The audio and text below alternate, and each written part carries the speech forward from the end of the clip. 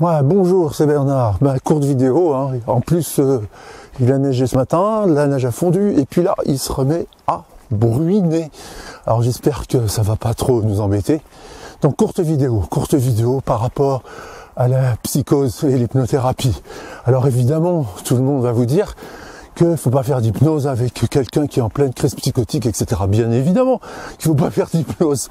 Mais ce qui nous intéresse chez un hypnothérapeute, c'est pas spécialement sa capacité à induire un état hypnotique, c'est sa capacité de communication, c'est sa capacité d'écoute, c'est sa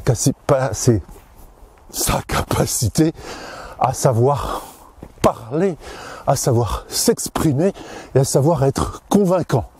Donc en fait, de quoi on a besoin quand une personne fait une crise psychotique?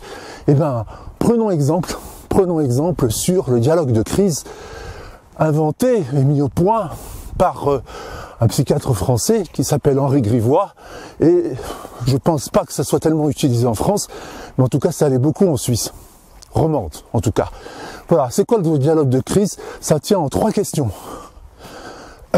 Avez-vous l'impression de vous sentir au centre du monde et d'être connecté à tout et à tous? Ça, c'est la première question. Deuxième question. Si j'étais dans le même cas que vous, je me sentirais aussi de la même manière que vous. Ça, c'est la deuxième formule. Et la troisième formule, c'est « Mais rappelez-vous, ça n'a pas toujours été comme ceci. » Et si vous analysez ces 3 formules, vous voyez que 1. On ratifie l'expérience de la personne en crise psychotique. 2. On se met à sa place, on lui dit que si on était dans le même cas de figure qu'elle, on vivrait la même chose. Et puis en 3, on fait simplement appel à sa mémoire, à lui dire « Ah, mais ça n'a pas toujours été comme ça. L'expérience que vous venez de vivre, que vous êtes en train de vivre, c'est une expérience transitoire qui ne va pas durer. » Et donc, voilà, il suffit simplement d'être patient, de se calmer, et tout va rentrer dans l'ordre.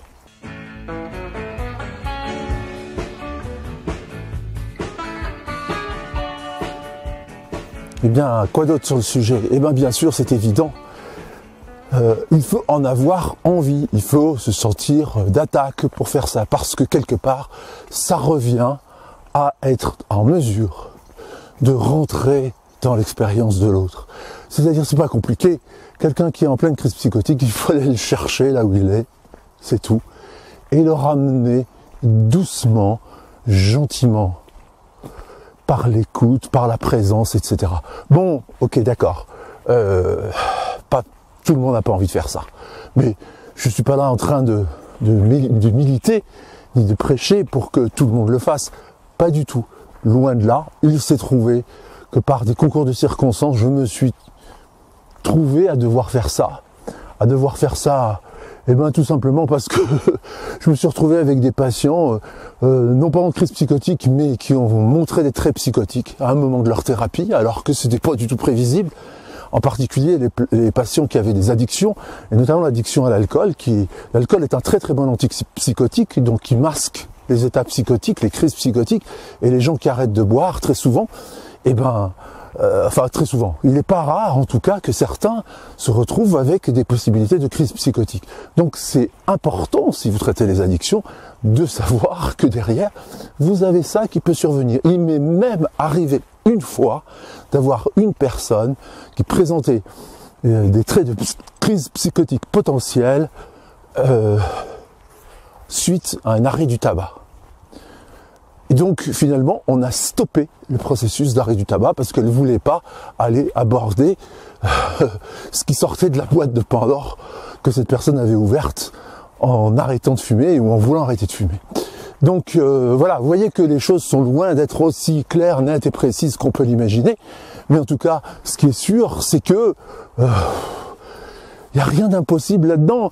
Et si vous êtes dans le dialogue de crise, il y a très très peu de chances pour que les choses se passent mal, que pour que la situation s'envenime, que la situation devienne pire. Sauf évidemment si la personne est déjà en crise avancée, auquel cas, bien évidemment, c'est les urgences psychiatriques qui sont indiquées, et non pas un travail en hypnothérapie qui présenterait aucun intérêt.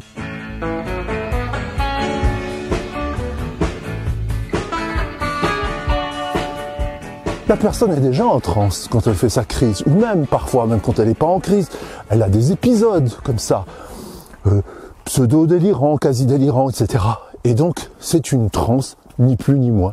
Elle est déjà en transe, il faut simplement la sortir très lentement de sa transe, et à l'intérieur de sa transe, aller induire une autre transe, une transe qui la ramène vers un état beaucoup plus ordinaire, un état de conscience que on pourrait qualifier de quotidien et d'ordinaire. Mais pour cela, encore faut-il que le contexte de vie, les conditions d'existence qu'on va lui offrir dans un état ordinaire de conscience en vaillent la peine. Et ça, c'est pas gagné. Je vous raconterai une anecdote sur un jeune homme qui est sorti comme ça d'un processus de crise psychotique et qui est revenu dans le monde ordinaire.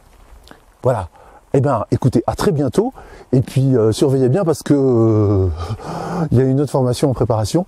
Et l'autre formation en préparation, ça va concerner l'hypnose sans script.